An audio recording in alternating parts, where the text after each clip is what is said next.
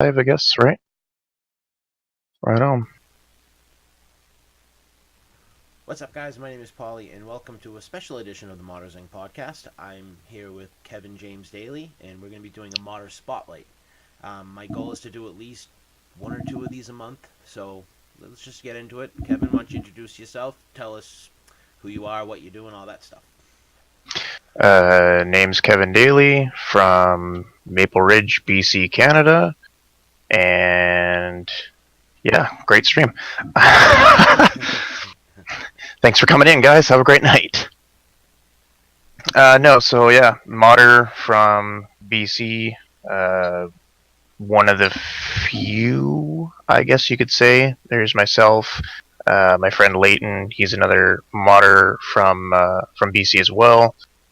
I know a few other Canadian modders, but rare breed, I think. Yeah, there's not too many. Your camera looks excellent compared to mine. Well, it's 4K. The camera looks great. Ooh. I look like absolute shit. I really wish I thought this whole 4K thing out a little more before I just did it. Because, yeah, I look terrible in 4K. Time to get yourself a makeup artist. Yeah, she's sleeping right now. I got one. You got one. So, yeah. Hello, everybody in chat.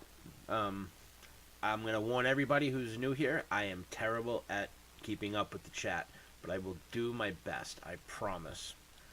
So, you are competing in the Canada Amateur Modding Competition. Is that what it is? Yes, that is correct. So, Tpbmods, which is a massive forum here in Canada. I mean, I think Tpbmods is actually well known pretty much everywhere, anywhere. So last year he hosted one with Thermaltake as a primary sponsor, and this year I will pull it up because I should actually know all the sponsors. That's pretty bad of me to not know that, but so this year sponsors are Thermaltake, Seasonic, Gigabyte, AlphaCool, EK, Mayhem, Watercool, Tpbmods, and then Easy PCs, which is EasyG82. And then the judges are James Walter, Jesse P, Mikey Lacerna, Mike P, Bill Owen, Toru, I'm not going to butcher your last name, Eric Tpbmods, and then Daz Babkin. A couple other honorable mentions is going to be Hooded and Bungwires. So those guys have been around for a long time as well in the Canadian scene. So definitely a big competition. The prize packs are super cool.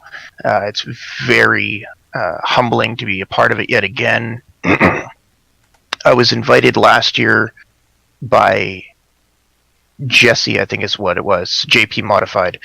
And he had said, hey, you should go enter this competition that these guys are putting on. That's when I met Eric. And, I mean, that guy is awesome. I mean, all these guys, they're super helpful, been super supportive. And, so this year I grabbed myself an N-Through Evolve ATX and just started smashing holes in it with a jigsaw, bending up checker plate aluminum by hand. And we'll see how it goes. Yeah, I'm going to pull up your Instagram right now because there's some pictures of it on there. And I mean, this thing looks amazing. You can't see it that great, but I did post a link to his Instagram. Oh, wow. Okay, that's weird. For some reason, my picture is still over it, but I don't know how to get that out of there. It looks better that way. Well, no, it's not covering up the picture. It's right next to the picture. It's like the picture of your mod kind of replaced you briefly. That's okay with me, buddy. So yeah, there's some beautiful pictures. I can't wait to see this thing. Like, is it done yet? So I started doing the front airflow mod today. I'd already done the top, just to kind of get the exhausting heat out. There was a lot of people saying that this case was really bad to water cool and really bad for air cooling in general. And when I first got it, it was challenge accepted. Hey, look, it's your arm. It was a real big challenge to do it, and I had been told over and over and over, this is going to be a really bad mod.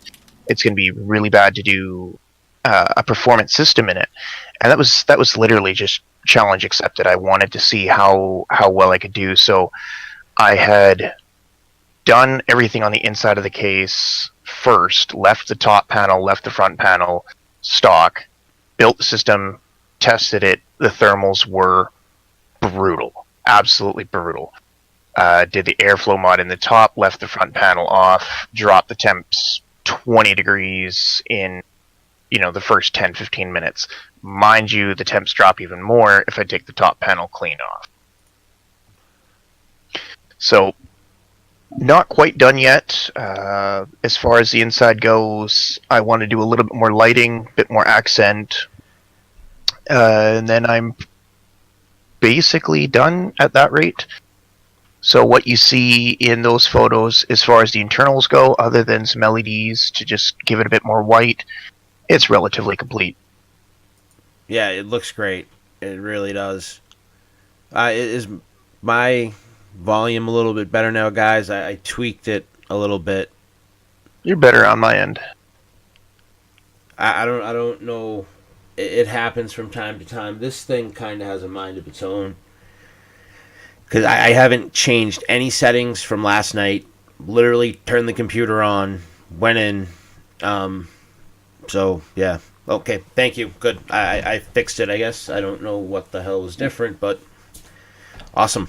So I love this comment in the Twitch there from El Zakram. Question for Kevin: if I don't have thermal paste, will JB Weld work?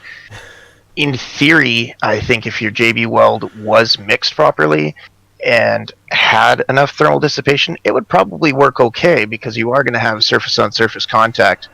But truthfully, I don't think the transfer rate of JB Weld is too significant. You'd probably be better off with mayonnaise or toothpaste. Yeah, so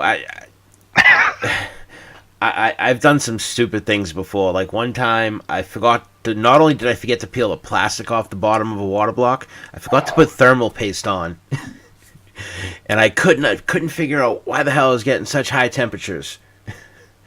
But yeah, so I'm sure JB Weld would work better than what I used. Nothing. You know what? If you can get away with as little contact as possible, as far as like a thermal interface material, if you can get away from that, you're going to have better thermals, right? So nothing sucks, but it's better than air, right? Yeah. Yep. Oh, I'm not going to mention the kid's name, but there's been some issues with this certain individual over the last week or so, just starting things with people for no reason. And so when I first asked you about doing this interview, there had been a couple people I had spoken to, and this guy was one of them. And for whatever reason, when he messaged me back, I thought he was you, so I started talking to him, and we hop in Discord, and he starts talking about how real modders only use air coolers, and that water cooling is a joke and useless and pointless and stupid. And I'm like, yeah, no, I am absolutely not putting you on any Twitch channel that I am associated with whatsoever, because that's the most ridiculous thing I've ever heard in my life. No doubt. I mean, you look at any professional modder in the tech space. Almost every single one of them started some form of modding in the water cooling world. I mean, that's where people get their feet wet. Yep. Literally. That's, people start doing water cooling. They start learning, how to place things, where to mount things, and they get their hands dirty with installing blocks and stuff like that. And that's where it starts, man. You start a little bit of water cooling, and the next thing you know, you're chopping holes and stuff. Next thing you know, you're Kalen Safler, and you've got a 3D printer and a CNC machine and a laser cutter and a crazy looking studio, and you're doing the biggest things out there. Yeah, it's one of those things that you just get into really big. I just haven't had the time or the money or the motivation to do much of anything lately, especially getting into modding. I wanted to, I really did, but I just got way too much stuff I do on a regular basis. You know, I'm always either in front of a stove or in front of a monitor. No, and that's completely fair as well. You know, some people have time for it, and some people don't. Plus, I don't think I could make anything look that good. There's a lot of people that make some pretty crazy looking stuff, man. Yeah, no, I've seen some insane things, especially at CES and PAX and whatnot. Crazy stuff. That's a good one there. Started with cable sleeving. That's actually one of the things that I started doing before I started my first case mod competition. I actually just started dicking around with sleeving. You know, I had done window mods and things like that, but anyone who can get into sleeving and do it in a respectful manner, I think that's a very good place to start as well. I agree with that, QBV. Yeah, no, And I would love to get into sleeving. yeah, sleeving's definitely a good one. And then another one here is KCB. Air coolers can be sufficient for what the job is, and you can overclock pretty decent on the right air cooler. It comes down to a fine balance of how much airflow your case has, you know, what the thermal dissipation of that cooler is, what other kind of componentry you've got in there that's going to starve that airflow or introduce more hot air. I have seen some absolutely fantastic, completely passive air-cooled systems that can stay on top with an AIO. I'm not going to remember the name of it. I did review it on Modders Inc. It's a Cooler Master cooler, and this thing did better than the Corsair H100i. Like, by a couple degrees. It was my 7700K. I got to 5.0 on this air cooler, and the H100i couldn't get it to 4.8. So there are some decent air coolers out there. Yeah, absolutely. It just comes down to, you know, what the TDP of a certain cooler is, and each person's got a different use case scenario. You know, I know some people that are completely terrified of putting even a closed loop cooler in their system for the fear of damaging components, and that's completely fair. Speaking of absolutely beautiful mods, hi Callan. Callan Saffler's in the chat right now, and he does some unbelievable shit. If you guys haven't seen some of his mods, oh my god, they're unbelievable. Unbelievable. Yeah, not to overshadow you at all, but I'm just saying he does damn good work. And we're gonna rip it up in fucking Vegas this year. I can't wait. So anyway, yeah, so how long have you been, modding and dicking around with stuff? I've been dicking around with computers since mid-90s. We touched on this with the first time we tried this. Mid-90s, I was super young. That's when I got my first computer, and my dad had worked for the airport, and he got some of the retired hardware. And what we had done is we basically stripped one system into another one, took, the best that we could, and just occupied everything we could in order to play video games with it. And the thing got smoking hot all the time. It was unplayable. So we had gone down to one of the only computer stores in the entire lower mainland, which is where I'm from, and got some fans, learned how to, cut a fan hole with nothing but a drill and some pliers and a file. And then by the time I was in my early teens, we were scrapping together whatever we could from recycling, scrap yards, thrift stores, and, same kind of thing followed suit. We would be, shoving whatever we could, the best of the best. And then we started getting into doing LEDs. I mean, we've been playing around with RGB Christmas lights since before RGB was cool. Wait. When was RGB cool? Did I miss that part? I must have slept through that. RGB was cool before RGB started getting shoved on everything. Yeah. You know, back in the cold cathode days, we couldn't afford them. So we improvised. We started doing Christmas lights. We started doing just straight up diodes on boards, wiring those together, frying them out. But we wanted to start seeing what was going on the inside. So we started learning how to cut the windows. And I mean, we were shoving literally any kind of plastic we could find. I mean, I think there was a time where we took like recycled Lexan and glued it to the inside of a case with silicone just to see inside the case. But you know, that was then, and nowadays my serious modding, you know, the whole Team Pipe Bomb Tpbmods thing came out realistically just before the competition last year. I'd started doing some pretty serious modding compared to what I was used to. You know, full teardowns, you know, like unriveting everything, painting panels independently, making shrouds out of, you know, pieces of metal or whatever. The first one I had done that got any kind of recognition from a fellow modder was the one I built for my girlfriend. And then from there, I went from that one, I built another one. I had modded a case that a friend had already had. And then the Canadian is F build, which I did last year's competition, that was the first time I'd ever actually sat down and screwed around with acrylic. You know, I went out and got the proper tools. I went out and got cry-cut vinyl plotter, and I started to actually put serious time and effort into doing it. So yeah, I missed all the really early days of modding. I was off doing other things, we'll say. Off doing other things. Yeah.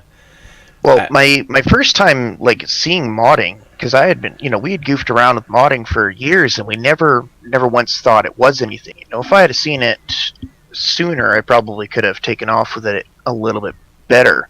But it was actually Bill Owen, you know, the mod father of mod fathers.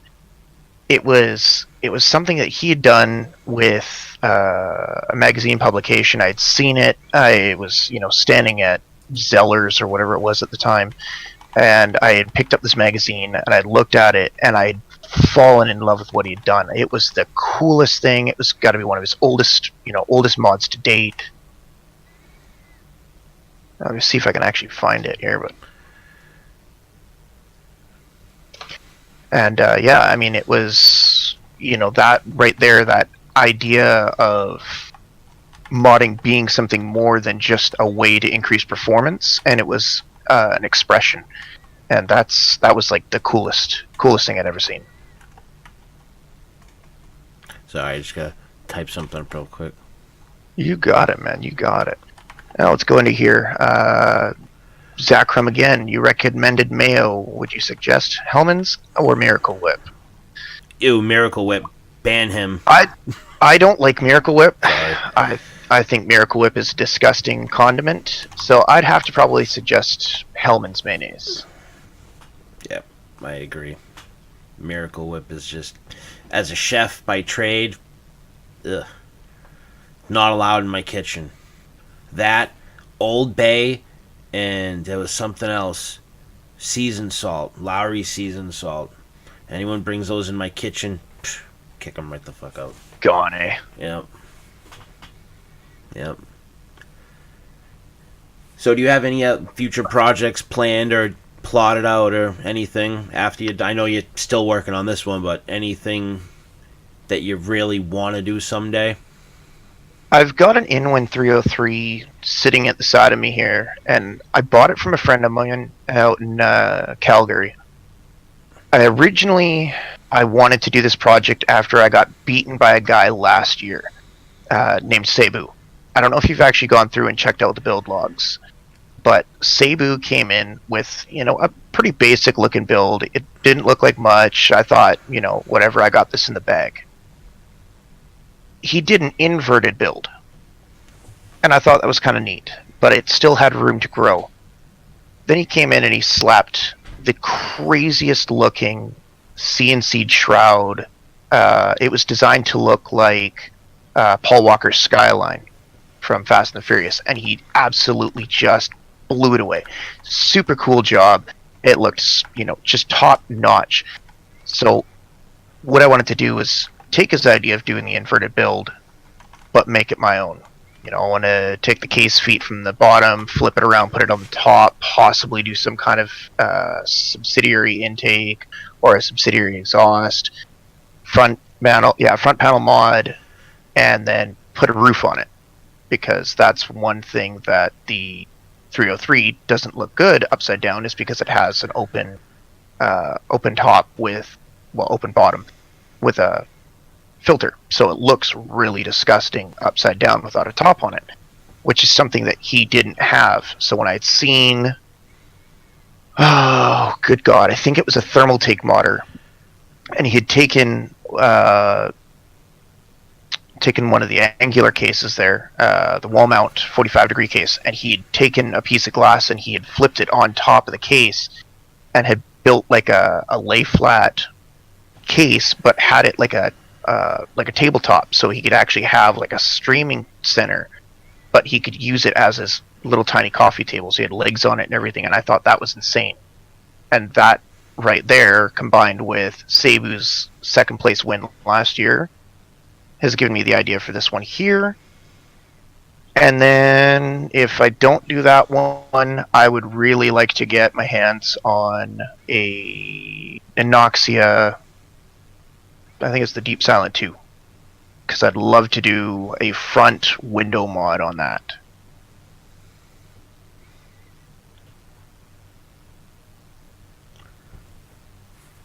Yeah, I had an idea for one, and I basically wanted to get an ITX case and build an audio interface into the case.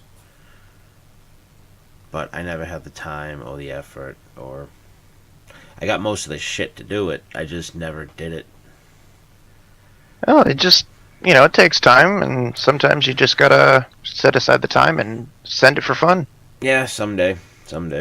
I got so my interface is the Sound Blaster K3 Plus, and I got a second one of them. I tore it all down. I got all the knobs and components and wires and everything in a box in a safe place, because someday I will do it.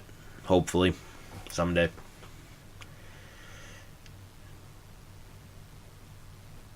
Oh, modding's fun. You know what? Modding is one of those things that you can basically pick up and put down at your leisure. And, even myself, I get these stints where I don't want to do anything with it. I don't want to touch it. I'd rather just, play games on the creation, or sometimes I just want to sit back and sleep.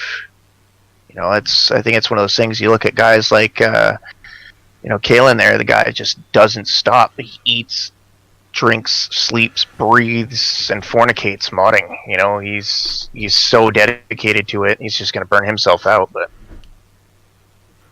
okay, so apparently someone feels bad for me, and they're one of Kevin's. Okay, it's all good, dude. It's all good. I get stupid questions all the time. I can't wait for Sunday nights. I'm going to be doing basically like a radio call-in show. It's going to be a shit show. It's going to be me, a bottle of vodka, and whoever decides to call in. There you go.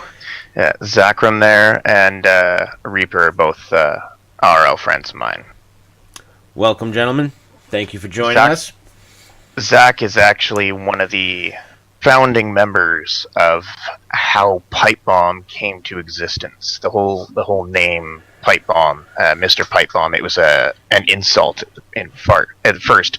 Now, I don't know if Zach ever called me it out of spite or ignorance, but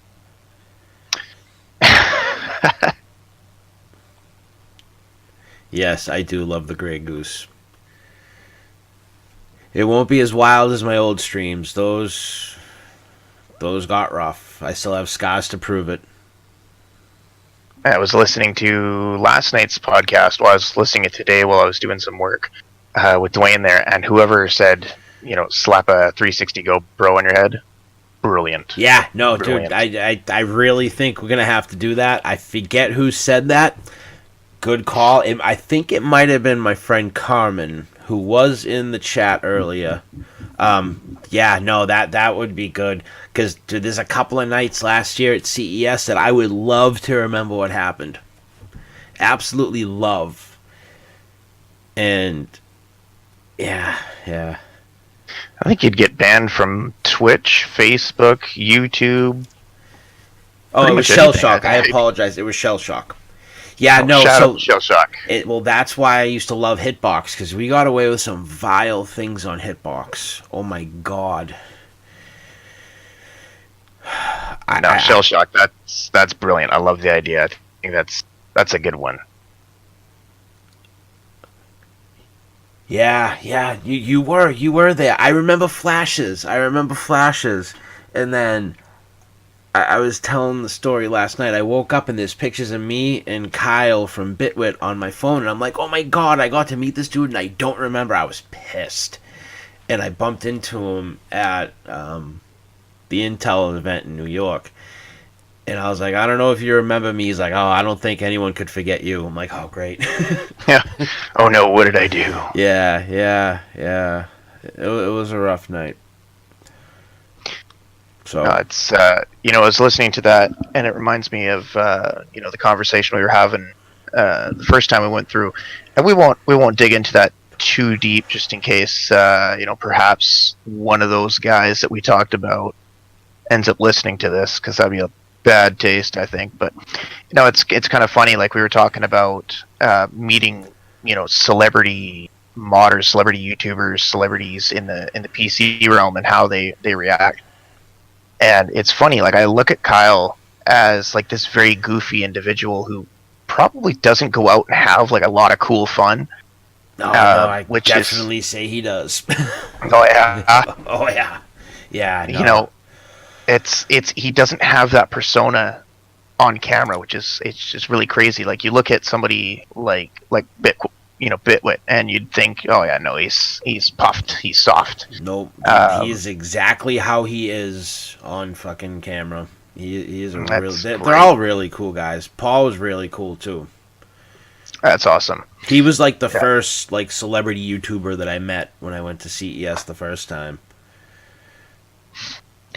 The last one that we were saying, the one person I won't say, the guy who was across the table from you there, that's just a great one. Meeting Jay. I mean, that guy was so humble. Same here. Wicked. So one humble. Of the nice, dude. I spent an hour and a half sitting on a friggin' balcony at the Palms, just drinking, shooting the shit with Jay. One of the nicest people I've ever met. No, absolutely.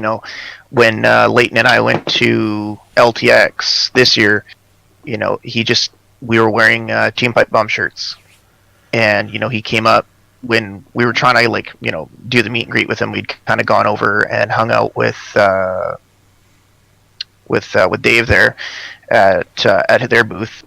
I think they were there as I think they were under their Alpha Cool. I think is what they were under there. I can't remember. Yeah.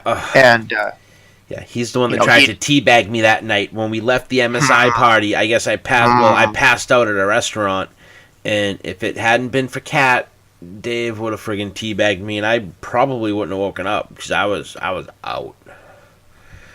But continue. I apologize. No, it's all good.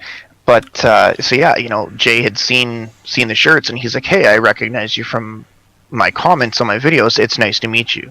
And then we just basically shot the shit with 100,000 friggin' screaming little children waiting for autographs. I mean, there was probably about 400 people there waiting for his autograph. But I mean, still, it's a pretty big lineup of kids to meet a YouTube guy. And I mean, they're probably getting annoyed, but we just talked and talked and talked. We talked about modding, we talked about water cooling, we talked about, whatever. And he was just so humble about it to have, I don't know, a somewhat intellectual conversation. I'm not the guru of intellectual conversations. I don't want to. He and I talked about some personal shit, but it was a good conversation. Really nice guy, and I think it's hysterical that Callan didn't know who Linus was when he first met him. He's tiny. He's really tiny. Oh, I was shocked at how tiny Linus was. And I'm a short guy. Linus is okay. So there's a photo when I met Linus the year before, the first year they were in it, and I took a selfie with him and posted it up on my Facebook. He's like below your shoulder, right? Dude, I had to slouch so far back, and I still look tall. Yeah. He's ridiculously short. And I mean, when you look at the rest of his staff, he got to be like 5'3", maybe 5'4". 5'2", 5'3" is a very, very fair number. Yep. Man, 6'3", you dwarf me, buddy.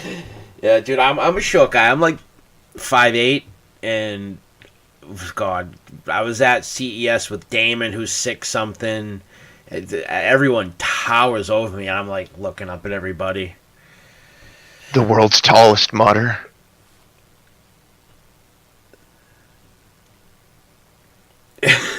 What is a manlet? Kind of like a piglet, but for men. Oh my good God! Really nice guy. He's wicked germaphobe. Doesn't shake hands. Fist bump only. Will not shake your hand. Linus and oh good God, his name just completely slipped my. Taryn. Taryn does not shake hands. Like he totally fist bumps. Can picture that 100%. But yeah. He keeps. They're all good people though. Yeah, absolutely. Yeah, he keeps hand sanitizer in his pocket at all time. I thought it was hilarious. I went to go shake his hand, and he just kind of like, Yep. Nope. Sorry. Nothing personal. Side of the knuckle. It wasn't even a full knuckle. It was just a side knuckle. Oh, Mr. Canish. Look at that. Shit. There we go. That's a long time video game friend. Never met the guy in person, but Mr. Canish there, Baton Rouge, Louisiana. So I think that's been my absolute favorite thing about reviewing and going to these conventions is I've been meeting people that I've been watching on YouTube for years. I've been hanging out with people that I've been friends with on Facebook for years. It's been crazy. Like Damon, he's in the chat as Severnia, I think. I can't see. I'm blind as hell. He's become my best friend. I talk to him almost on a daily basis when I ever answer my phone. But yeah, he was in New York with me. I went to CES with him last year. We're going to CES again this year. And eventually when the government collapses, I'm going to go move into the hills of Missouri with him. There you go, man. No, it's crazy, Last year, when I finished the competition, I started trying to just branch out. I think that's the best way to explain it. Just kind of give myself a name, post it out there, look for some recognition. And, I got a bit of feedback. It wasn't anything crazy. I kept working and and JP Modified, Jesse actually got pissed off with me. He's like, dude, you're doing all this amazing work and you're not sharing it. You're not sharing it with anybody. You need to get into these groups. So I did. I started kind of branching out and trying to figure out, who do I talk to? Who do I send these things to? Who do I do any of this stuff with? And so I started joining all the other groups. And then I started seeing all these crazy fucking modders that I had been following by their page. Like Kalen, for instance. I've been following Envious Mods since Envious Mods had been on Facebook. I had no clue who this dude was. And I mean, Kalen and I get to talk to him, not too often, once a week or so I message him or something like that. Same kind of thing, like all these other crazy modders, all these crazy, super intelligent tech dudes. I can now turn around and be like, hey, I'm having a problem with something. Yeah. What do you think? And then boom, within seconds, somebody has helped me get something, achieve something, and I love that. What I love, same here. I absolutely love it. And Callan, I completely agree. Paul and Jay were both two of the best nicest people I met, and they were the two people that this year at CES came up and remembered me. That was fucked up. Usually only people remember me like jurors and shit. The people that you don't want to remember you? Yeah. Cops, judges, POs. Yeah, the modding community is awesome. I mean, we actually touched on this last one. At the Yep. same time, it can be super toxic. Oh, so bad Uh, sometimes. So bad. not so much that I've seen in the modding community. Everyone that's a modder seems to be It's the very hardware supportive. and the PC gamers especially. They get Yeah, real salty. yeah, elitist master race, buddy. Yeah, yeah. Oh God. Um, But I grew up with BMX, and when you'd go to the track, it was all competition. That's all it was. Is you mean you have no friends on the track, you have no friends in competition. But as soon as the race is done, everyone's back and good and golden. But the nice thing about modding is like no one's there, even in a competition. No one's there to make sure you don't win or you don't do well. Everyone's still very supportive, yeah, which is super nice to see. I get complimented on the build that I've done, especially this one now. People are very receptive of it. I've had, really positive feedback. This is what you need to do to make it look that bit better. And I've taken those, little bits. It's not like someone said, "Oh, hey, yeah, that looks great the way it is. Just stop doing it." yeah, You know yeah. what I mean? Like everyone This keeps is going, keep going. far better than the community I used to be a part of. You said you grew up in BMX. I grew up selling drugs, and they were just Yeah, didn't have any friends there. And yeah, no, much better here. Very much. There are some people that drive me completely insane. Like there was one guy, don't remember his name, but he tried to prove me wrong using my own review. oh, that was great. You were Yeah, telling me about that. yeah, and just arguing with me. I don't even remember what it was about. But then, at first, I thought the guy was just trolling me. I thought he was just, fucking with me. I'm like, dude, you do realize that that's my review. No, it's not. Nuh-uh, no way. I'm like, yep, totally is. So yeah, Yeah, yeah. that stuff's always a good one. Let's cause a That's fight. always good. Ryzen is better than Intel. See, we don't fight about things like that because we just assume you have brain damage. Oh, there you go. And that's such a use case thing. I don't understand fanboyism in any aspect. Yeah, I don't You even. know, uh, I know guys. I've built both. I've built Ryzen systems. I've built Intel systems. AMD, Intel. I've done both systems. Truthfully, Ryzen has had a lot of early hitches that caused a Damon lot of problems. Damon said it best. Basically, first generation Ryzen was like their beta version. Second generation Yeah, was like the full release. And I completely agree with that statement because I was very impressed with the 1800X. I spent $500 on it, but it was okay because back then it was like, oh my god, an 8-core 16-thread chip for not $1,000. Hell yeah! yeah, no doubt. Well, And that's what we did for Zakram there. For his job, he needed a really strong, powerful computer, but on a realistic budget.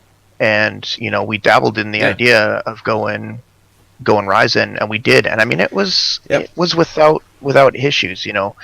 Not being able to have Windows 7 was the first time I'd oh ever seen that problem. yeah, that was something that happened today. Oh my god, we'll get into that in a second. But yeah, Jet has my 1800X now. Yeah, someone posted in one of the groups I was in a screenshot he got when he's trying to run a 1600X on Windows 8. You can't. You need Windows 10. And he just didn't understand that. Well, that's stupid. Now I have to buy it. Well, yeah. And then he tries to argue with me that you can still get the free upgrade. No, definitely not. Definitely No. not. That ended years ago. And then they extended it for like, I forget who. I don't know. They extended it for like a small group of individuals. So that one there was an extension on, uh, let's put it the most politically correct way. It was like a disability version of Yes, Windows. exactly. Yeah, Yeah. yeah. I didn't want to get. I would have said it a lot meaner. I'm from Boston, so. I'm not very politically correct. Yeah, no, I'm the exact opposite of that. If I had said that any other way, this stream would have got cut down right then and there. Yeah, same here. Yeah, no, it was a disability access or accessibility upgrade. Basically, people that needed the newer resources. So what it was is if you actually could get your hands on that version, you could get it for free. But I mean, at that point, what a waste! What a waste of time! What a waste of your time! What a waste of resources! Yeah. Come on, just turn around, grab the key off of the Windows site, go to eBay, get it for $12, call it a night. Yeah, and that's what I tried to tell him. He's like, "Well, I'm not buying a key." I'm like, "Dude, I just bought 6 of them the other day for $6.99 each." And yeah, I'm sorry if you're that stubborn. And then if you fine, just download it, install it, and don't activate it. Who cares? I don't see any purpose in upgrading to Windows 10. Well, how about your hardware doesn't support anything else? Like, that's a pretty good reason right there, I'd say. But yeah, it's such a key thing. Like you can still run even like the 8700K on Windows 7. 'Cause I found that out the silly way because I had actually put it together and put my old hard drive in, and yeah, it ran. Like, don't get me wrong, it ran, but it had no support at all. Like, it just basically turned on, you got nothing. And that was it. You got nothing. It was really quick. James, I would highly recommend if you're gonna get a Ryzen chip, go for the 2700X. First gen Ryzen still has some quirks to it, we'll say. Still has some RAM incompatibility issues. Whether people say it doesn't or not, it does. If you're gonna go Ryzen, just go with the 2700X. It's not that much more, and it's an amazing chip. I have one running in one of these systems around here somewhere. It's a great chip. Yeah, I see a lot of people going to the 2700X with amazing results. Dude, it's hard to knock it. You really can't. And yeah, X470 with the 2700X, you can't go wrong. It's which one? I have the X470 Tough, which is like $120 board or $150 board, and it's a solid board for the price. It's not bad at all. Paired with the 2700X, and you can get the board, the chip, and the RAM right now if you got 16 gigs for probably around $650, $700, depending on where you go. So it's not a bad deal. What Xeon is the same socket as the 6700K? There'll be a couple. Hi. I'm surprised my daughter hasn't popped her head in yet. She usually does. Let me see here. James, what board is it? Because the 6700K can fit in a couple of different chipsets. It's an 1151 chip. But it would really depend on what board you're using. I guess it really wouldn't matter. Well, yeah, it would. No, it wouldn't. Don't pay any attention to me. What board do you got? Basically. Just send it. What do you got? Yeah. Just Google 6th gen Xeons.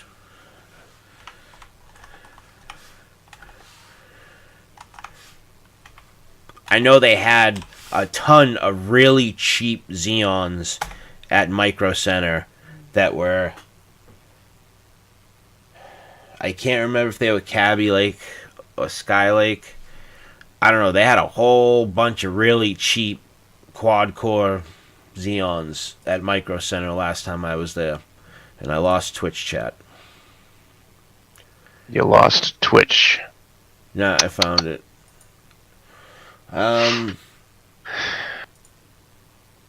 Let's see. I think Broadwell EP. No. See, that one doesn't make sense to me because I thought so. The 6700K was Z170 and 1151. Are we asking whether or not it is like what the comparison is, or just what would fit? I think he wants to swap out, correct me if I'm wrong, your 6700K for a Xeon.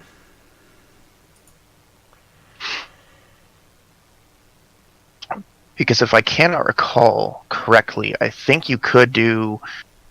It was an E5. Yeah, there you go, the E5. But I think you had to use one of those like jumper doodads that kind of cover some pins to basically stop it from crashing. I can't recall, but I know they have okay. several. Okay. Yeah, there's plenty they have at Micro Center. Nothing needs to be changed. Beats me. I can't remember. I remember hearing about it back in the day when it first kind of started coming to fruition. I've had several Xeons come through here. I've never ran a Xeon on any machine I own. Not that I can remember, at least. I might have. Now I can't remember. I've had a lot of fucking hardware come through here. Well, I don't doubt it. I know I have a drawer with dead CPUs in it somewhere. I'd have to look through it. Several of them are the ones I attempted to delid. Oh, jeez. Drunk on stream. There was some people there for that are here tonight. Hey, watch this. And yes, Google does equal Skynet. One of these days, we're going to wake up. Headline's going to be Google changes their name to Skynet. Kills all human employees. There you go, replaced by robots.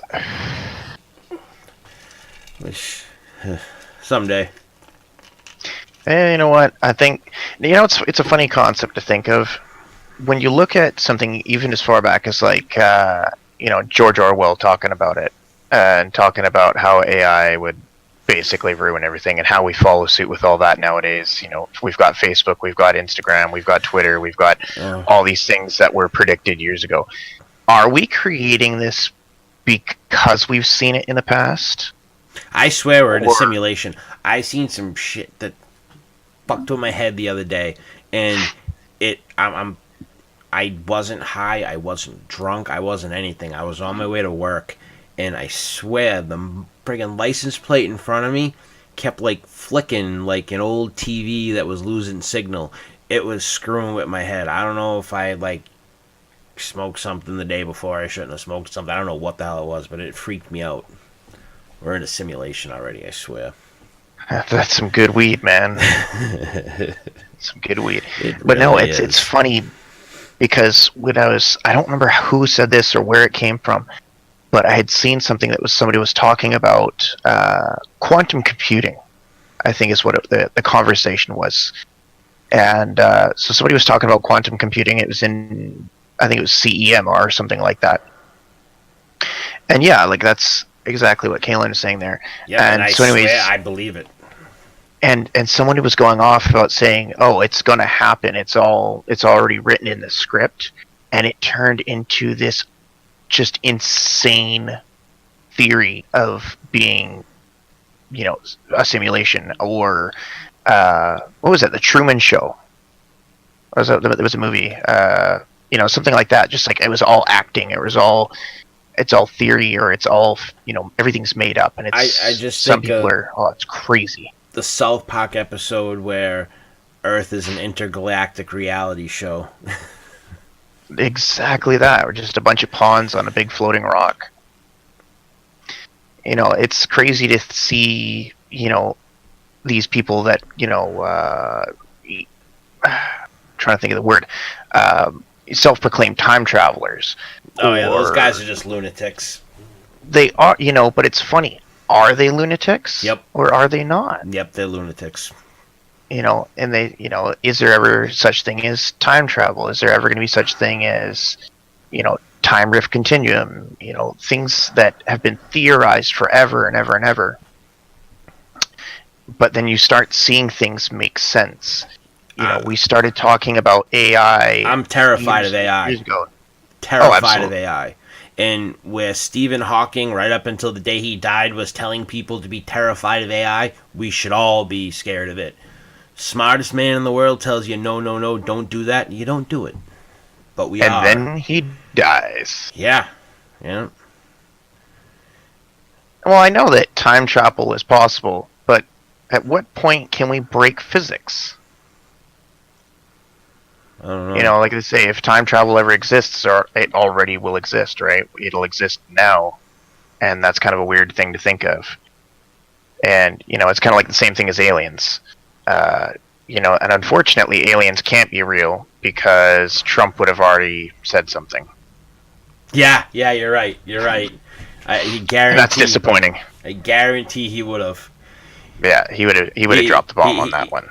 You'd be dragging him out on stage, showing him off. No doubt. You know what, though? I think if that were to ever come to light, I'd be happy about that. I think it's a great little thing to think of. Because, AI scares the hell out of me.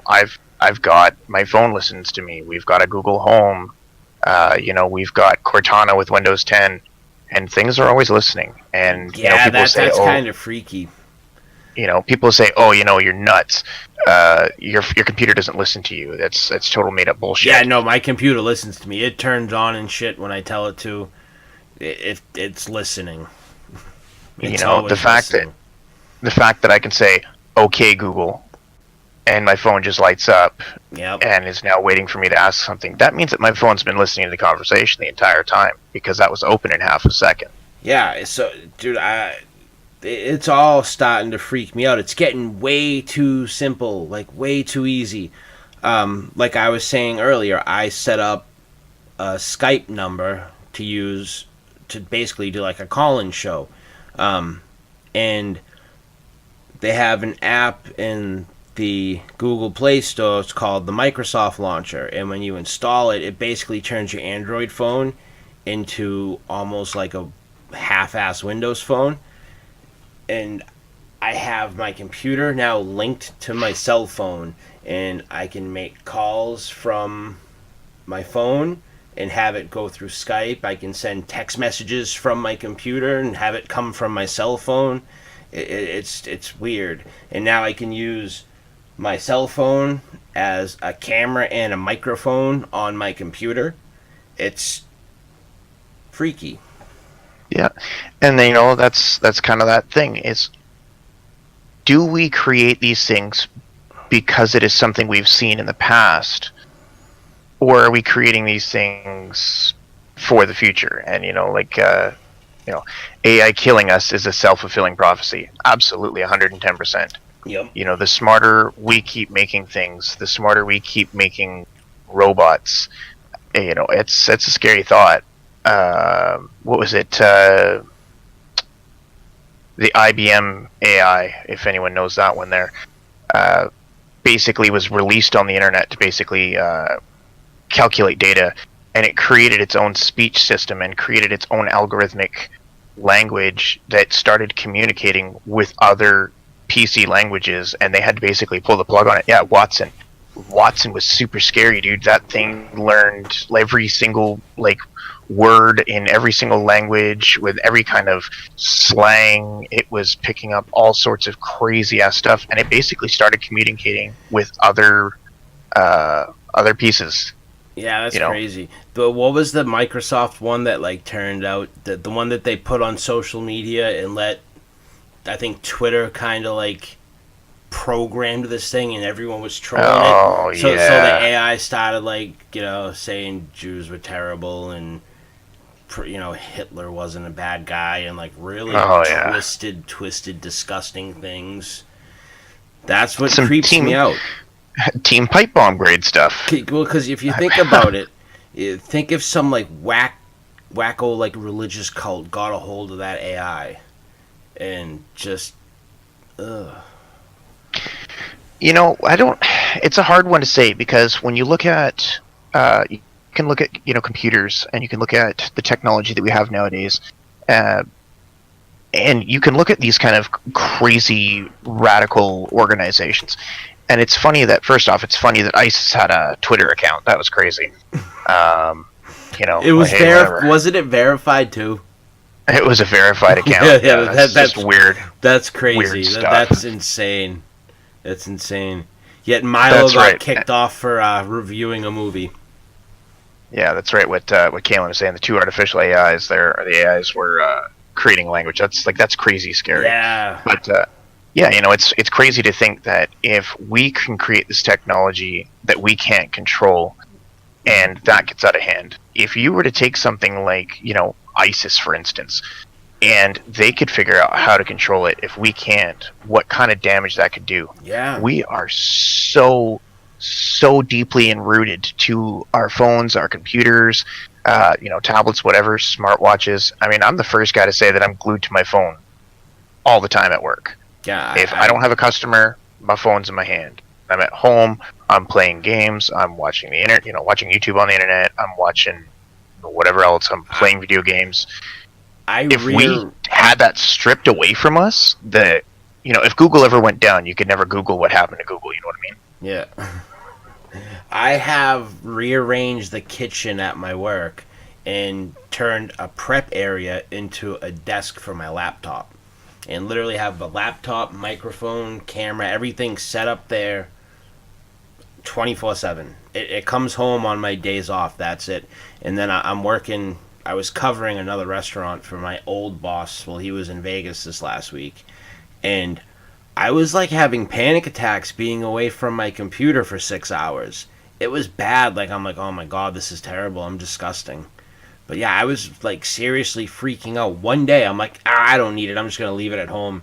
And by the time I got there, I was like having fucking withdrawals, being like, hot flashes, being like, oh, what do I do? What do I do with my time? Yeah, it's bad. It's bad. And it's a crazy concept to think what technology does to us, in a modern society. Most of us here, I can't possibly imagine we've got, too many young viewers in this stream right now. Most of us come from a time where, the internet didn't mentally exist. young is several. Okay, well, fair enough. It's pretty much every single one of us then. Almost every single one of us. But most of us grew up without the internet. I remember when the internet came around. I remember when the internet came from a CD. And it went through the phone line. Yeah, AOL. You know what I mean? AOL. Yeah, dude. Yeah. I used to go through people's mailboxes stealing those things, so I never had to pay for it. I still have a stack of them somewhere. To get that free AOL internet. Yep. And when you look at it now, like my son is now 9 years old. He can find anything that he wants, you know what I mean? And that's a scary thought nowadays, that kids are able to get it super easy. And they're so smart with technology. Dude, my 9-year-old too. She's better than me and her sister. She can type like crazy. I had her type my last review because she types like 4 times faster than me. I'm sitting there. Yeah, they're crazy good. Like one finger, she's just typing away. And I'm Dad, like, you're slow. You're slow. Yeah, no. She kept saying I'm like talking all slow, and you can talk faster. I know how to type, Dad. I'm like, okay. Types better than almost anybody in the house. It's crazy. And to think of what's going to happen, we've created this world of technology as of now, and we have raised our kids in this wave of technology with the knowledge that we have. What are they going to create in 15, 20 years? You look at these kids that have never grown up without the internet. They have never grown up with, a dial phone. Oh yeah. I tried to explain the concept of a rotary phone to my daughter, and she's like, but where's the screen? Yeah. And VHS, oh my God, she doesn't grasp the concept. So we had the power go out once, and we had like a little tiny generator because the big one wasn't working. So we had like one room working, and we had an old TV, and it was an old console TV, one of those big wooden goofy things. And it had a VHS player, and they didn't understand the concept of you gotta like walk up and hit the forward button, hit the rewind button. It's like not on a remote. No, it's old. Like they didn't know what a VHS tape was. Hey man, I remember the first time I'd ever seen a DVD, and I asked how you rewind it. You know what I mean? Like that's something that we grew up with. But let's see what we got here. I had a laser disc player. Oh yeah, commercials. That's a good point there as well. Yeah, you know, Oh my god, it's Hyper Terminal. but it's crazy to think now. I mean, these kids, a lot of kids see everything, you know, with advertisements everywhere. And I remember being able to go on the internet without advertisements, Yep. which is still kind of a weird thing to think of now. But I'm curious to see where technology goes. You know, in such a short amount of time, we've gone from, gaming on the same kind of platform, using the same kind of hardware, and in what, like 3-4 years, we have seen this crazy solid jump. We've seen, the DDR4 come in, then we saw DDR5, DDR5X, DDR6. We're seeing smaller and smaller and smaller footprints on processors. We're seeing, crazier memory modules. We're seeing crazier technologies, ray tracing or whatever. I want to Mr. What do you got? My brain. What do you got? Like 9 RTX cards back there, Paul? 6. 6. But to be fair, one box is empty because Damon has it, so technically 5. Well, you still have 5 more than I do. I just finally got a 2080 Ti in, and I'm very excited. We are at the limits of the silicon. Yes and no. Yes, we've expanded that as far as we can, but what's going to come after that? And I don't think that's going to be something that we as current consumers would use. I don't think we can really kind of... Yes, I could... No, a throne, not a box for it. I want a throne made out of graphics cards. Wow, dude. I'm horrible. Fuck these gaming chairs. I'm going to be sitting on a pile of graphics cards. A literal gaming chair. Yep. But I don't even know if we can really kind of fathom what the new technology is going to be 10 years down the road. Because if, like, you tried to tell your grandparents about virtual reality 30 years ago, they'd look at you like you had 14 heads. I mean, they barely had colored TVs in the 70s. And we have TVs you strap on your face, and it's nuts. It's nuts. So I honestly don't think we could really... I mean, yeah, you can predict, like, the way things have been going, like, in the direction they're going to go, but they could just come out of left field with the most crazy technology that your mind can't even comprehend right now. And, I mean, you could get to the point where you put in friggin', like, contact lenses, and that's a VR headset now. And all you gotta do is, like, blink your eyes the right way, and you're in friggin' some other world. I don't know. I'd seen the carbon nanotube technology kind of talked about. That's a good example there. I think it's a very interesting way to look at computer hardware or any kind of hardware, any kind of technology. Before I got onto the stream here, I was actually talking to Zakram, and it's kind of funny. I was saying, why do webcams still suck when we can put photography grade cameras underneath the glass of a cell phone, but we can't make a good webcam? They have good webcams, but affordable good webcams. I haven't used that Logitech 4K webcam yet, but I can't imagine that's terrible. Probably not. But I mean, so I have an AverMedia 4K pass-through capture card sitting on my desk. They have the 1080p version that's only $100, and you can go out and buy a cheap DSLR for $100, and there you go. Instead of having to use a webcam, you can just... I have a Nikon D51 or 5300 sitting over there, and eventually that's just going to be like a spare camera hooked up to this capture card. Right now, the setup is far from cheap. but it looks good. Oh, that's good, man. That's good. Yeah, and what else we got here? Graphene or gallium? I'm curious to see the way that it goes. And I think with that's kind of the weird one too. Is like I'm looking at these comments, and these are things that I've only ever seen spoken about with the biggest people in the industry. To see people that are very educated about it and still passionate enough to even talk about it, I think that's pretty damn cool as well. But where's it going with this one? I think it's going to be a hard way to look at what the shift is going to be, because we've used this same element for so long. When you come back from the first basis of the CPU, with Turing, how far we've come from something that was designed to crack the Enigma code to something that plays video games and watches high definition porn with VR goggles. You know what I mean? Yeah, that blew my mind when there was actually really VR porn. That was like, wow. Now we're looking at augmented reality, and it's not done well. It's definitely not well, but very designed. Early editions. So has anyone here ever seen the show Caprica?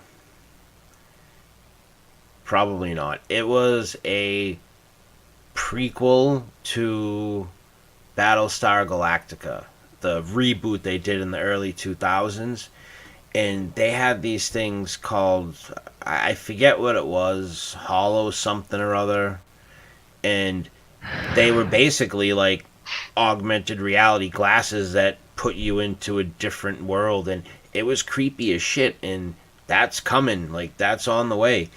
Google Glass came out not too long after that, and augmented reality is gonna be some shit. I tried out some form of it. It wasn't HoloLens. It was some other version at Eureka Park at CES is where all like the Kickstarter and like startup companies go to show off their stuff, and they had some some just amazing things there actually. There was one dude who was wearing a motion capture suit, and they were like projecting a full image of him on the floor next to him, and it was like, wow, that's crazy, like crazy. And it's funny to think years and years and years ago. I don't know if they had it down in the States, but we used to have a game place, and I don't remember what it's called. Palladium, I think, is what it was called. And Palladium had this. It was like a VR style motion cap, augmented reality kind of combination. Basically, you stood on a pad, threw on a harness. You had cameras pointed at you, and you had a hollow screen, but it was essentially like just like a triple layer screen that projected different light off it, and it was a fighting game.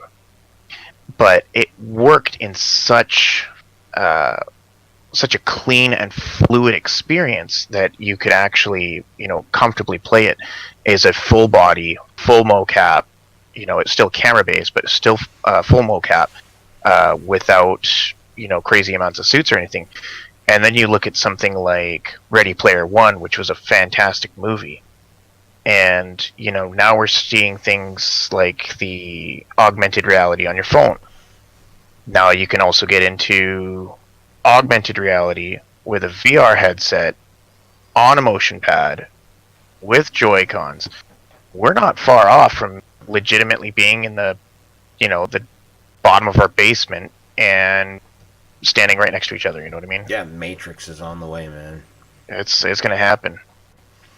It is. It's nuts. I just want to get to the point where I don't even need monitors, and I can be like Tony Stark sitting there, like just plucking things out of air and moving it around. Yeah, no doubt. Like, is that going to be the kind of the next crazy shift? Is something that we've seen in in Hollywood essentially. Are we going to play games like that? Are we going to sit here with just two suction cups on our temples and playing on there you go, like a holodeck, playing on a holodeck and a VR headset, and that's how we're going to enjoy all of our games. That would be You know, crazy. we're already so strapped to our phones as is, and so detached from the people around us. But at the same time, you and I are having a conversation face to face from opposite ends of Yeah. the continent. Yeah, In thousands and different. thousands of miles away. This wasn't possible, you know, when Back to the Future 2 came out. I was like, wow, that'd be so cool to be able to do video calls with people, and it's a thing. Yeah. And yes, we all need to be Tony Stark. I already lived the life of friggin' Robert Downey Jr. Now I want to be Tony Stark. Your turn now, eh? Your turn. Yep. Yep. But it is getting late for me. It's been a great conversation, and again, I want to start doing more and more of these. So anybody who is interested in doing one of these, again, it started out as a modder spotlight, and we'll probably have to trim it down a little bit when we upload it because it turned into a random conversation about whatever. But again, I very much enjoyed it. This is the type of stuff I miss doing. I loved streaming. That was great. I enjoyed being able to interact with everybody in the chat there as well. Thank you for the questions. And I'm getting better. I really am getting better. Yeah, no, exactly. When I was in Las Vegas last time, I could call KCB on, my cell phone from friggin' Las Vegas while he's in Sydney. That's nuts. Like, the world is just getting smaller and smaller and smaller, like, not literally but figuratively. It's just crazy. But yeah, thank you, everybody. Oh, go ahead. Sorry. Kalen, it's your job to create the hoverboard, buddy. You got it. No, they already got them. I've seen them. I've seen videos. They have hoverboards, man. They do. It's crazy. They do have hoverboards. They're wicked expensive, but they're out there and they're coming. We'll have them soon. Right. And not those stupid things on wheels. These are like legit hoverboards that like lift you up off the ground. And I just want a flying car. They have like personal flying vehicles now that are only a few grand, like cheaper than a friggin' car. They have them. I've seen them. But I want a Jetsons car, pimped out with the system and everything. All I would like to get one day in my life, self-lacing Nikes. Yep, that would be cool. All right, Paul. I appreciate this. Totally got off topic. Yeah, totally did, but it was a good time. Thank you again, everyone, for joining us. I am going to be on stream a lot more in the coming weeks and months. I got to get back into the swing of things. Sunday night, I'm going to be on my own channel because I do not want to embarrass or piss off Modders Inc. by doing a counterproductive discussion on their channel. And anyone who's followed me for a while knows how the counterproductive discussion goes. And now it's going to be full, just like the cartoon. If anyone hasn't seen it, go to Walker Tripp's YouTube channel and check out the counterproductive discussion cartoons we did. I am very proud of the cartoons that we wrote. I really am.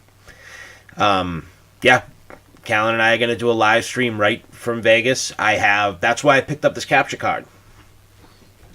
That's awesome. This right here. You can't see it because it's plugged in. I'm trying. Yep, right here. Terrible. Can't see it. Sorry. But yeah, I have a 4K capture card for it. I am all set up. Last year, we used my camera to do a couple of videos at CES, and I was so disappointed with the video quality that I spent pretty much my life savings that I had on camera gear. I have several new lenses, I have a new camera, I have new audio equipment, like new everything. I put a lot into it, so CES is going to be great this year. I can't fucking wait. I don't have any idea how I'm going to get there, but I'll get there. Better start walking, eh? Yeah, right. I got a car if I have to. There you go. Well, you know what? I can't wait. Hopefully one day. It's definitely on the bucket list now. Can't. Hey, you never know. I'd love to go, man. I'd love to go. There's definitely so many people I want to meet, just to like hang out, Yeah, it's a damn good time. That's it, man. It's a damn good time, man. It really is. Well, So yeah, thank you let's guys. call it a night. Yep. Have a good night. Shameless plug. Go ahead. Shameless plug. Tpbmods, Facebook, Instagram. I don't use anything else. Yep. So check it out. You guys know where to find me. I have a couple of reviews coming up this week. Aorus Z3, no, the Z390 Aorus Pro, and some Viper RGB memory. So keep an eye out for those. They'll be coming up very soon. Plus, I have a video coming out on the Cherry MX Board 6. That'll be up in the next couple of days. Thank you guys for watching, and we'll see you on the next stream. Make sure you follow so you get the notifications.